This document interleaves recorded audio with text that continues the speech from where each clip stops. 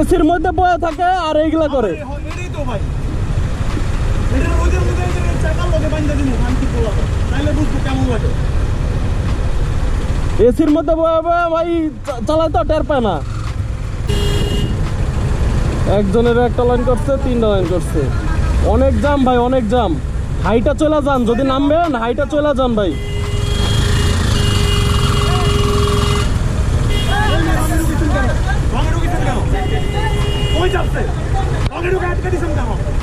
এখন আমরা যাবো কেমনে কোন তো? রঙে ঢুইকা পুরো রাস্তাটা ব্লক করে দিচ্ছেন। ওই জায়গায় 2-3টা লাইন হয়েছে। ওই জায়গায় যে লাইন দেখছেন আপনারা, ওইটার পিছে লাগাইতে পারলেন না। প্রত্যেকটা ড্রাইভার এদিকে চাপাই দিতে আছে গাড়িটি। এই যে প্রাইভেট কার একজন, আপনি কি হিসাব করে ঢুকাইছেন এই জায়গায় গাড়ি?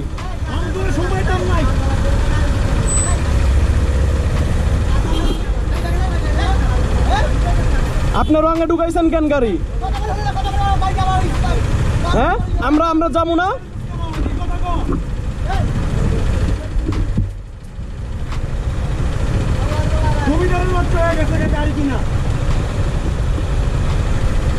এসির মধ্যে বয়ে থাকে আর এইগুলা করে। এটাই তো ভাই, এটার ওদের মধ্যে চাকার লগে বাইন্ধা দিমু শান্তি পোলা, তাইলে বুঝবো কেমন লাগে।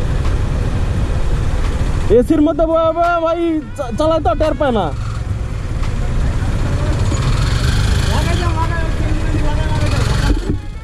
এই যে বাম্পার দেখছেন, বাম্পার ঘষা দিয়ে দিমু,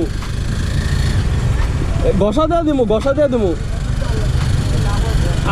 আপনি রঙে ঢুকাইছেন কেন গাড়ি কোন? হাজারো গাড়ি ঢুকছে ভাই, হাজারো গাড়ি ঢুকুক, হাজারো গাড়ি আপনার হুনেন, হাজারো গাড়ি হয়েছে ফালতু চালক। আপনি ফালতু চালক, আপনি গুকাইবেন নাকি মিয়া? ঘষা দিয়ে দিমু। এই যে বাম্পার লাগাইছি, ঘষা দেওয়ার লেগা।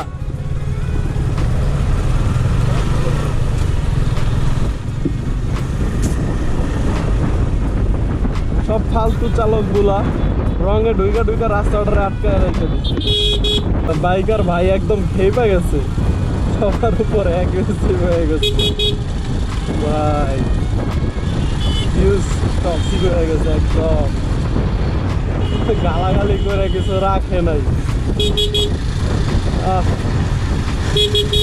জামের মধ্যে বিনোদন পেলাম। রাস্তাঘাট পুরো ব্লক করে রাখছে, এটা কোনো কথা? ওই মামা, তুমি বামে ঢুকতে পারবা না, তুমি চাপাইও না, তুমি ঢুকতে পারবা না, চাপাইও না।